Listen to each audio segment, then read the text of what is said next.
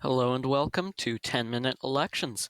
Today is Monday, June 6th, 2020, and as we approach the heat of the 2020 election season, I figured it would be a good time to loop back around and cover the 2020 Senate map as of early July. Same format as the last time I did one of these series. It's going to be a two-parter Monday and Thursday just because there's so many races to talk about on this map. I'm going to scrap the grab bag episode for Thursday. So today I'm going to cover the races Alaska to Minnesota, and on Thursday I'll pick up in Alabama and work my way over to Maine. So I've colored in the safe states, not as many as on the presidential level. Senate race is generally going to be more competitive, not as independent of presidential lean of a state as, say, a gubernatorial race where you have Democrats like Andy Beshear and John Bel Edwards in Kentucky and Louisiana, respectively, and Republicans like Charlie Baker and Larry Hogan up in the Northeast, but certainly not as polarized as maybe a presidential election in terms of vote shares as opposed to a state's lean.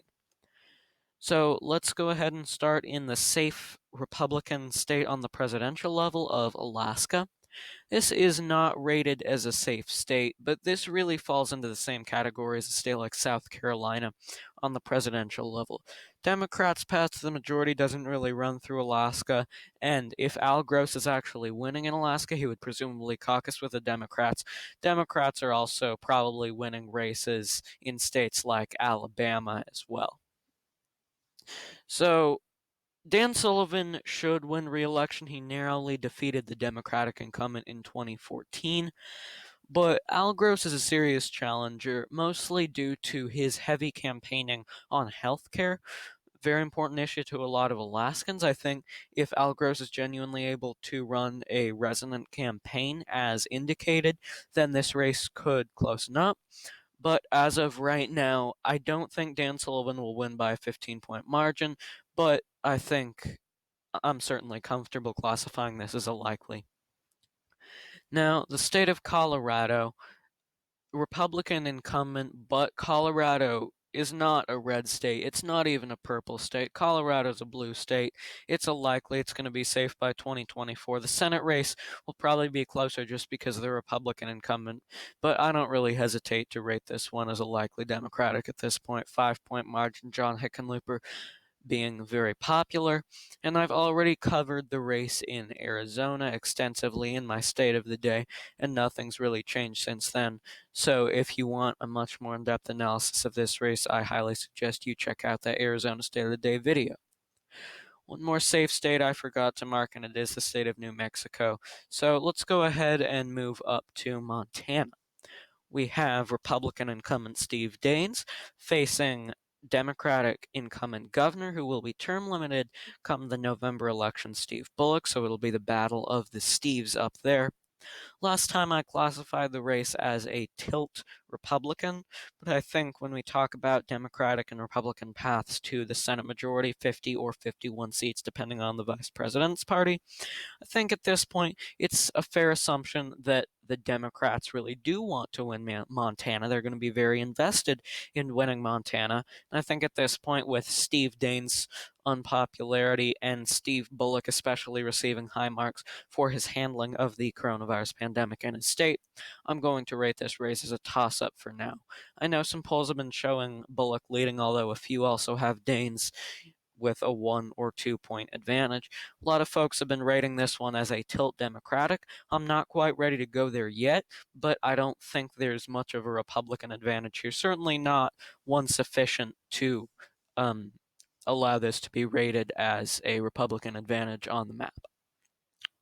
Moving down to the state of Kansas, really no update on the primary situation here. I genuinely don't know if Chris Kobach or Roger Marshall, sorry, is going to come away with that nomination. If it's Kobach, like I've discussed, it's going to be a tilt Republican. Would be if Chris Kobach were declared the Republican nominee right now, I would mark the state on this map as a tilt Republican state. If Roger Marshall were to be announced as the candidate, I would rate it as likely or safe, but almost certainly safe. So right now I'm going to rate it as a not a safe Democrat, a lean Republican state. But this one, just hang tight for that primary, because if Chris Kobach wins, Barbara Bollier will be more than competitive in the state. She's actually been beating him in polls pretty consistently here for the few that have been taken.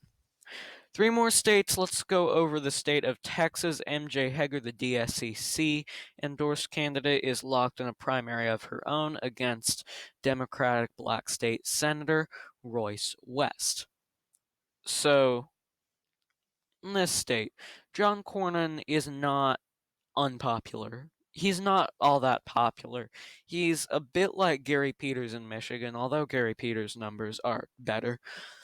But Cornyn does not face the imminent danger that Ted Cruz did in 2018. Ted Cruz was a deeply unpopular incumbent to the point where there wasn't, I think, as much of an incumbency advantage just due to his pretty widespread unpopularity, and also a very strong Democratic contender, coupled with a blue wave year where we saw Democrats picking up seats previously not thought possible, like Oklahoma, and defending their Senate seat in West Virginia, picking one up in Nevada, and taking back the U.S. House.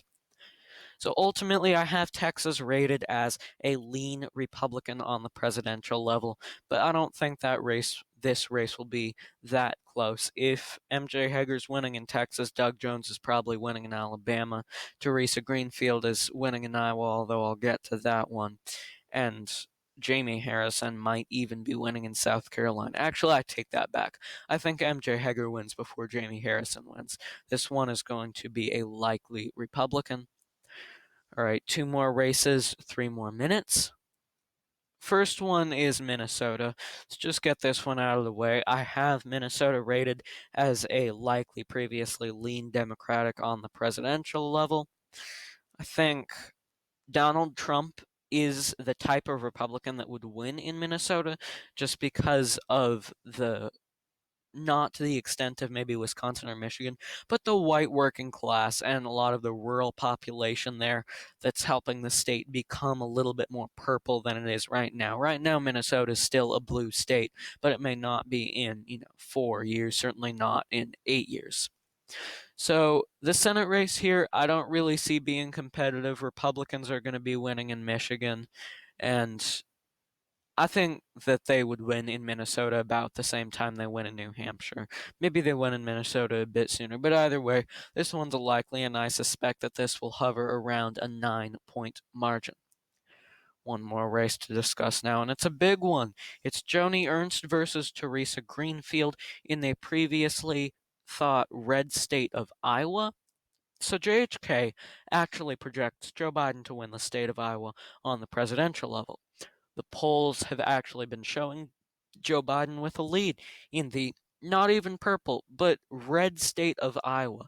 I understand that Obama won it in 2008 and 2012, but it's really not at that status anymore. It's moved very quickly, and Iowa is a red state at this point. So the reason that Teresa Greenfield is so competitive, not actually leading polls, she is leading polls in the state of Iowa, is because she is campaigning very heavily, just like Al Gross in Alaska on healthcare, on Social Security in Iowa, actually, and defending Social Security. It's been seen as a bit old fashioned, kind of Gore Kerry era Democratic Party policy and campaigning. But frankly, I think Teresa Greenfield's very smart to do it. I think this is an issue, again, just like healthcare in Alaska, that may decide the election. There have been a lot of voters in Iowa that have been turned off by Republicans in recent years attempting to cut back or privatize Social Security, which is a program that actually a lot of Iowans rely on. So I would leave this as a tilt Republican, but I think Teresa Greenfield's actually running a very smart campaign, and I have no problem leaving this in the same category as Montana right now as a true toss up. If Republicans start to have a slightly better outlook heading into this election, these two will certainly head back into that tilt category, Iowa before Montana. All right, thank you guys for watching. That's all the time we have today. On Thursday, we'll pick up in Alabama and go over to Maine. But until then, like and subscribe if you enjoyed. Thank you guys for watching.